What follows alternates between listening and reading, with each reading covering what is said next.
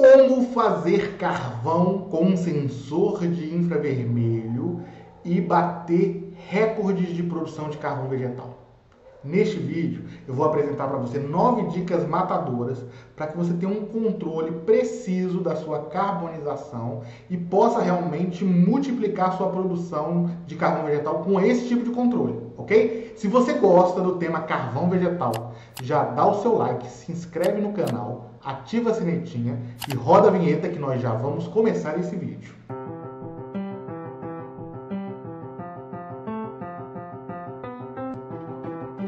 Olá, olá, professor Daniel aqui, sejam bem-vindos, autor dos treinamentos online Fórmula da Carvônia Perfeita e Academia do Carvão. Muito obrigado pela sua presença aqui e neste vídeo, gente, esse vídeo tá denso, fica ligado, tem 9 dicas matadoras para você, para que vocês possam bater recordes de produção em carvão vegetal, para que vocês transformem a madeira num volume realmente brutal de carvão vegetal, ok? Eu vou dar um passo a passo aqui, foi uma técnica que eu desenvolvi lá em 2007, 2008 e faz com que você produza muito carvão vegetal, ok? Então vamos lá, deixe-me compartilhar a tela aqui com vocês, tá?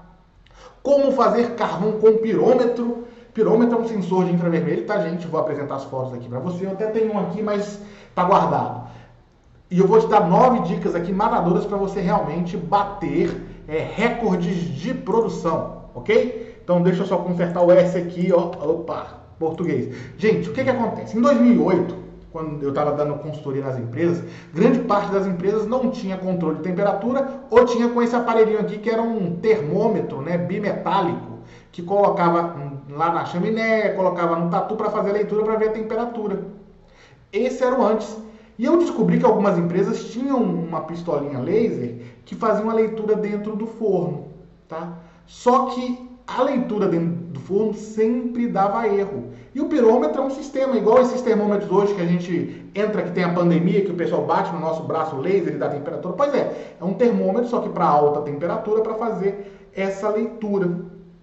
E isso é um princípio extremamente simples, tá, gente? É um princípio de espectroscopia, inclusive a minha tese foi espectroscopia de carvão vegetal, de emitir um feixe de luz, buscar temperatura, buscar composição química.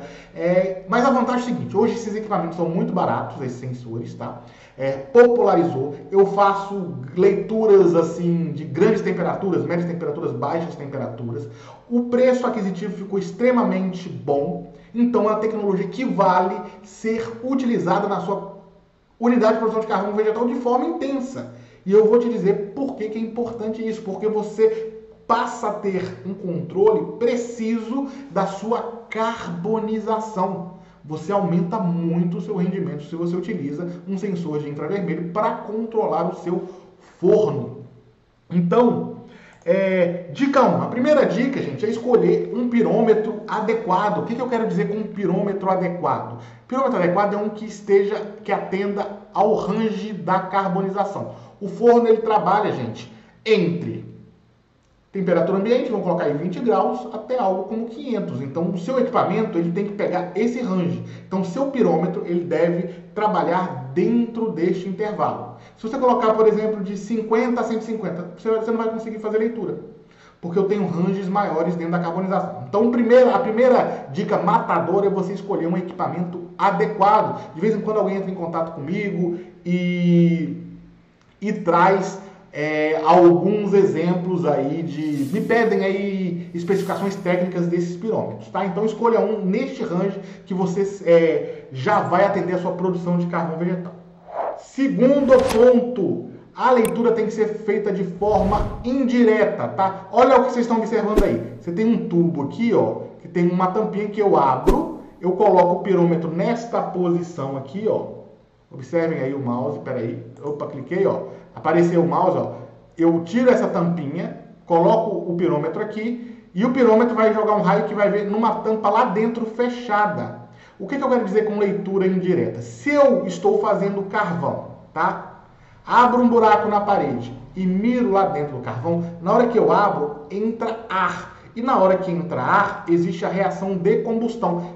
deixa de existir pirólise e começa a queimar. Então a temperatura que estava ali em 300 graus, 400 graus, vai para 800, então você tem uma leitura imperfeita. Então você não pode fazer a leitura diretamente no carvão com infravermelho. Você tem que fazer a leitura de forma indireta, tá? É a segunda dica matadora. O que eu tinha detectado lá em 2007, 2008? O bimetálico e pessoas que iam no carvão, então sempre dava erro e estava sempre carbonizando errado.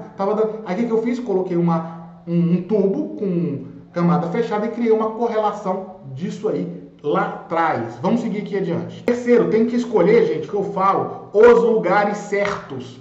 Não é qualquer lugar do forno que você vai carbonizar. Observem aqui, ó, o homenzinho com infravermelho fazendo a leitura. Um é na chaminé, tá? Olha, observa que chaminé é uma relação, tá? E eu tenho aqui leitura com infravermelho, leitura com bimetálico. Aqui dentro tem uma temperatura, aqui na chapa aqui, ó, interna vai ter uma temperatura um pouco mais baixa. Só que o que é importante vocês saberem? Existem os pontos estratégicos de leitura. E eu vou falar quais são os pontos para você aqui. Anota aí para você aplicar na sua produção de carvão. Uma é na chaminé, saída dos gases. Esse tem que ter. Outros pontos, as entradas de ar, são seus tatus, suas câmaras de carbonização. Você vai colocar em pontos em que, onde eu tenho combustão, eu consiga medir a irradiação numa certa distância. Você não pode colocar exatamente onde tem combustão. Por quê? Porque vai estar em 800 mil graus. Você precisa de uma distância para que a combustão crie uma zona de reação no entorno, para que você realmente possa fazer a carbonização de forma precisa, tá, gente? Então, escolher os lugares certos. Entrada de ar, tatu, câmara, tá? Em certa posição um pouquinho afastada. E, no caso, nas chaminés, ok? Então, essa foi a terceira dica de 9. Faltam ainda 6, ok? Então, vamos para a próxima dica. Olha aqui, ajustar as temperaturas. Por exemplo, eu preciso colocar um termômetro, às vezes, lá dentro para ver, ó, a temperatura lá dentro tá 300 graus. E no meu tubo, aqui, tampado, vai estar, por exemplo, 250. Então eu tenho que ajustar essa relação. Temperatura dentro do forno com temperatura de chapa. Por que eu faço isso? Aqui foi um trabalho que eu fiz lá na Celof. Então um grande abraço para todo o pessoal da Celof, que é lá há 15 anos dando assessoria na parte de pesquisa e desenvolvimento em carvão vegetal. Um grande abraço a todos os diretores gerentes de lá, né? E pessoal também do campo. E eu pude desenvolver algumas correlações. O que é correlação? A temperatura real no forno, por exemplo, é 300 graus aqui, onde vocês estão vendo. Deixa eu compartilhar aqui a minha tela, tá? A temperatura real aqui está 300, ó. Vou clicar aqui, ó. E na hora que eu jogo no gráfico aqui, no meu infravermelho é 250. Então eu faço uma correlação. Então eu sei que na realidade eu não vou carbonizar com 300, eu vou carbonizar com 250. Porque é sempre um pouco mais abaixo do que a temperatura real quando eu faço a temperatura de forma indireta, ok? Vamos aqui. Vou criar uma curva de carbonização, gente. O que é a quinta dica? O que é essa curva de carbonização?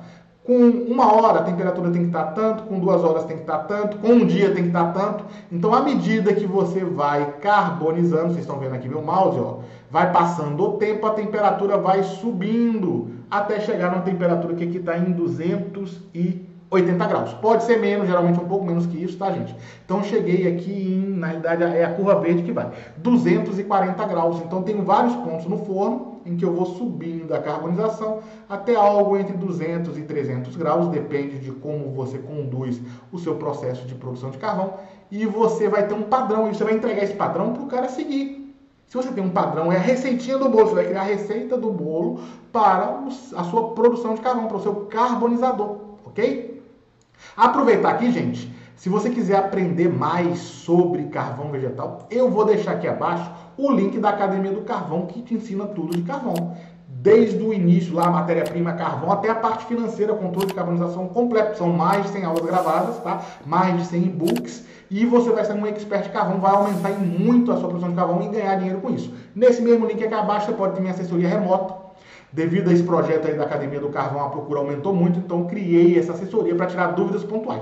Se você não quiser assessoria e não quiser o curso, não tem problema, aprenda aqui gratuitamente no YouTube. A diferença é que o curso está organizado num passo a passo, ok? Então vamos voltar para a nossa sexta dica para produzir muito carvão, tá? Utilizando o pirômetro ou o sensor de infravermelho, tá? Que é o mesmo nome. Algumas pessoas chamam de pirômetro, outro de infravermelho. O segundo, gente, é fazer o que a gente chama de mapeamento ótimo de carvão.